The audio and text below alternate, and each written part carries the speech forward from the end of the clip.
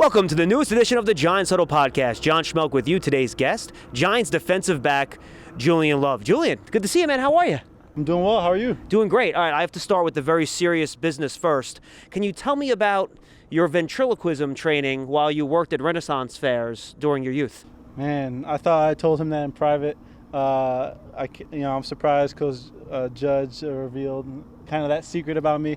But he's a good guy. We have good talks all the time, and what I respect about him is just you can have that fun with him as a person. You know, behind the scenes, in front of the cameras, you don't usually see that.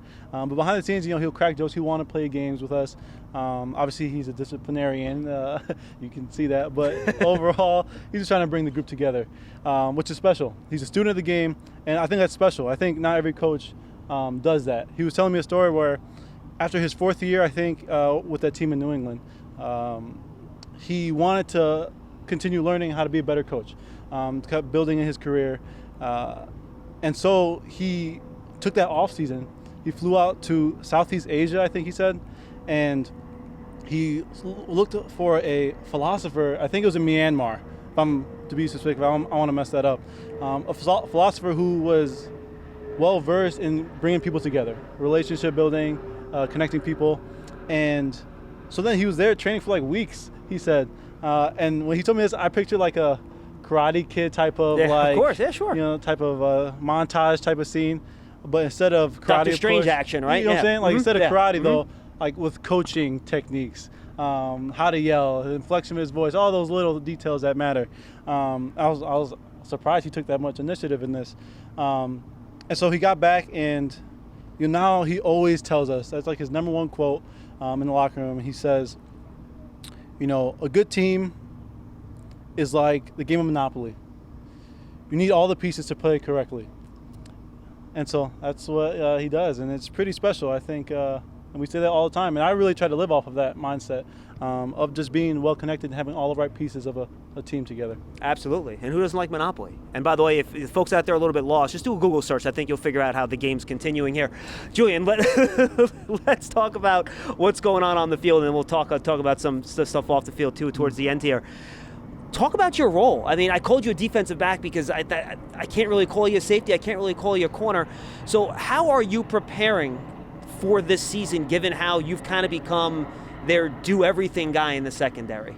Yeah, I think, I was excited to come into this year. Talking to Coach Joe at the end of last season, I wanted to know kind of what my role was. And he said, listen, I don't want you to change who you are. I don't want you to, fit yourself into one hole specifically. I want you to just be all-encompassing. I know it's asking a lot of you, but I believe you could do it. And so it's off-season, trying to figure out who I was, who I am as a player, and I realized that I'm that person in the locker room who can do a lot of things. I grew up that way. I've never shied down from anything. And so, I obviously played corner in college. I played strong when I was starting my rookie year. I was playing a lot of free last year, some nickel and corner. And so I was able to start at every position so far in the NFL. And so that's huge, and that's really valuable to me because I know what it takes now. And my preparation is it's the same as who I've always been. Just try to get the whole playbook day by day. Just be aggressive, not be afraid to make mistakes, not be afraid to ask questions. I think that's a shortfall of a lot of young guys is they kind of get timid. You're afraid to ask. And so I'm big on that. I ask maybe too much questions in the meeting rooms, but that's what I got to do to get ready. Now, it's funny. People talk about how tough this defensive system is because so much changes week by week, right, based on the opponent that you're playing. But for someone that's in your role, is it almost the opposite? Because you're learning the fundamentals of all the positions, right? And then every week they tell you, all right, this week you're going to be in this role, you have to do that. And then on that week you can kind of focus on that more of a one position at a time. Does that make sense, or am I off the wall here? No, so it took me by surprise. There'll be times my rookie year where I'd come in and say, all right, today or this week you're playing this, and the next day, all right, for this you're playing this, and so I'm like, oh my goodness, this could be a lot. Yeah, right. I'm coming in the morning. At that time I was kind of coming in a few minutes before I needed to be, whatever. And so now, kind of my routine, I was talking to you earlier. I'll get in earlier. I'll get into the building way earlier. Work out all my reads, all the new plays for the day, because they shoot them out super late at night, super early usually. So you got to get in early to get a head start on it. And so no matter what they say, I'm never caught off guard. They could tell me that play I'm going at whatever position. I won't be caught off guard. My position coach, Todd Light from ND, he's always say, stay ready so you don't got to get ready. And so that's kind of what my mindset is for everything. Talk about what the extra preparation is that you guys do as a group and you personally in the secondary. Jabril and Logan, talking to them a lot last year, they talked about how they pressure the younger guys that maybe haven't been in the league as long, that, look, you guys have to do the extra work, and they have extra film sessions, and that extra work can be the difference between a pass breakup or an interception, or a catch or a pass breakup. What's the philosophy of your guys' group back there with all the disguising that you do, where the film work really helps you become a better unit on game day? Yeah, it's really special, and it's really amazing kind of what the leaders have done for this locker room. Logan specifically, for me, he got here obviously like right before the first game last year, for the Pittsburgh game. And off rip, you could tell he was just a leader. He was a natural born leader. The guy is outspoken. He, kind of says it how it is, and he doesn't hold back. And at first, you take that and you can easily like fold or be like, man, like, I don't know, like whatever this guy's talking about. I just met him, whatever.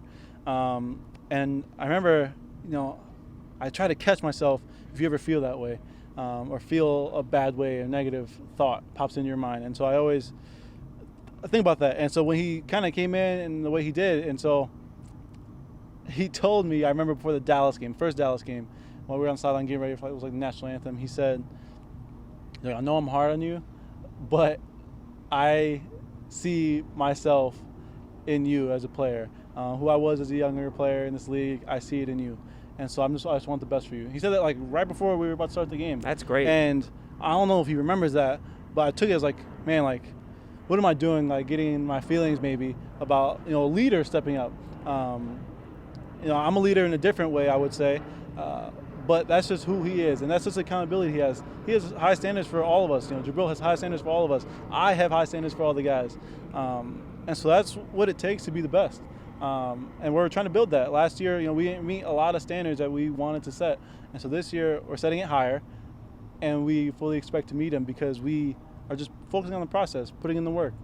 If I let you put your hand in the grab bag, though, and decide what position, if you were to pick a full-time spot, would you have a spot? Is it free safety? Is it corner like you did in college? What's your spot that you think, all right, this is my go-to? Man, so I think about that, and people have asked me, and I couldn't give an answer. Maybe how I'm feeling on a certain day, a certain game plan. It's tough because I picture playing football as just, you're playing in the backyard. You don't have a position. You just know you're over here. You're covering this guy, blah, blah, blah. You got to tackle the ball. And so I rely on my traits. And I think my biggest strength is my tackling. And so no matter what position I'm in, if I get my tackling going and get the team fired up in that way and be very efficient tackling, I know I'm in a good spot. So anywhere I can just get to the ball, I'm happy in. And so I really enjoy them all. Well, I'll tell you, your versatility and being good at the fundamentals will keep you in Joe Judge's good graces for a very long time. Those things are very important to him. And you mentioned in your first answer when we were kind of joking around how people see him as a disciplinarian, as a drill sergeant. And we see, after the mistakes, you guys have to do your little, laps, which is, people think they're sprints. They're kind of just, jogs around the field a little bit.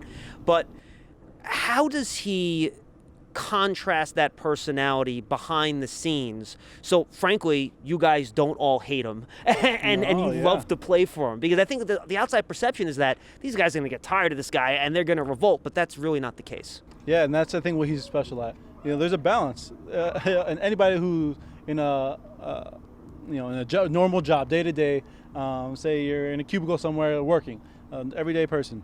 You have, a leader or a boss, and the good ones are the ones who can hold you to a certain standard, but also you are comfortable talking to. Right. And so that's what he strives to be. Like obviously, when penalties happen, stuff like that, there's consequences. That's just how life works. But he does a good balance because you can talk to him and he'll crack jokes all the time. About what he wants to get done. Yesterday we were playing a game that he's like, hey, let's play this game real quick. When we had a quick break, because that's just who he is. But he knows what needs to get done. He holds a high standard. And if you're not willing to meet that standard, well, that's on you at that point. I want to slide back to what we talked about a second ago. Do your safety group, do you guys have fun preparing for an opponent each week, saying, all right, we see this play, we're going to do this guy this way on this play. I'm going to go here, you're going to go there. They're going to think we're playing different spots with different roles, and this is how we're going to disguise this and fool them here. Is that something you guys really enjoy doing with Patrick Graham leading up to these games for individual opponents? Yes, it's a lot of fun. Short answer, yes, but it is fun. I think when you get to training camps to grind, my mindset is this: you're grinding it out. Sure. Well, game planning is fun. It's like a game of chess. You're getting creative in how to beat the opponent. Well, and all of you guys can do different things, which makes it easier, right? And that's gonna build. We're gonna build on that so much this year because we have so many capable pieces, valuable pieces. Big role, small role, no matter what, that are willing to put in the work to do different things, be uncomfortable, which is hard to do, so we can just obtain our goals. And so as a safety group, especially, as DBs especially, we have fun. We enjoy the game plan and we put in the work. And so we're definitely hard workers, I would say. Rapid fire on a couple individuals. Rodarius Williams, rookie's come in, he's made some plays during camp. Yeah, I think you're a rookie, you're loose, and it's easy to fall back into a shell like, oh, I'm coached this way. He's going out there just playing ball like everybody growing up should be doing. And so yeah, he had a great day today. He's a special guy, and the locker room likes him. So that's I'm just hoping the best for him as a person. Yeah. How much more can we see out of X this year after a year of figuring things out, and now he's healthy and you can unleash him a little bit out there? Yeah, X is he's a great guy. X is very similar to me, and you wouldn't expect, or I wouldn't expect, a Notre Dame guy and an Alabama guy to be so alike. But he's a really good dude. I'm not saying Bama guys aren't good dudes, but he's a really good dude. We're pretty similar. And as a worker, he's grinding. He's focused on the process. He's seen what it's like to be on the side, and so he's hungrier than ever to get out there. Dory's a heck of a cover guy, huh? Man, yeah. I mean, that dude's a burner. Illinois boy too. I don't know if you knew that. Yep. That's, so definitely pride in that. We'll represent Illinois for that one. Absolutely, and gives you guys, maybe you guys do a little more man-to-man this year too, right? Yeah, I mean, our staple of our defense, Pat Graham said, is to be multiple. Yeah. We want to throw a lot at you. We don't want to play safe. We want to be an aggressive defense, attacking defense that stop the run, defends the big plays.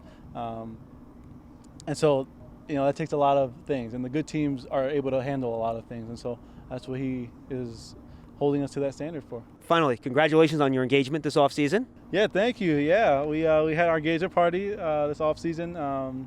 Yeah, we met in high school, been dating for forever. Oh, really? You guys been together since high school, huh? High school, That's yeah, awesome. Yeah, her name's Julia. It's all perfectly lined up. She just picked her wedding dress out yesterday. I'm pretty excited about that. When's the big day? Next summer, so next June. Yeah. Very nice. We're excited for that, and she's ruined Big Blue all the way. So. Well, congratulations for that, and you got to throw out a first pitch at a Sox game this summer too, right, man? Was that like one of the biggest thrills of things that you've done? That was really fun. I was so happy I was able to do that. The White Sox let me throw out the first pitch. It was a little high heat. It was nice. I think they clocked it like 97, 98. I feel like every time I say what they clocked it at, it gets higher and higher. Soon I'll be at 100. But yeah, it was. I tried to whip it in there, and so that was fun. Very good. Julian, good stuff, man. Get back to your teammates. We appreciate the time. Hey, thank you. Appreciate it. Julian Love, our guest on this episode of the Giants Huddle podcast. We thank him for joining us. Remember, you can find it at giants.com/podcast, the Giants mobile app, and all your favorite podcast platforms. For Julian Love, I'm John Schmeelk. We'll see you next time on the Giants Huddle.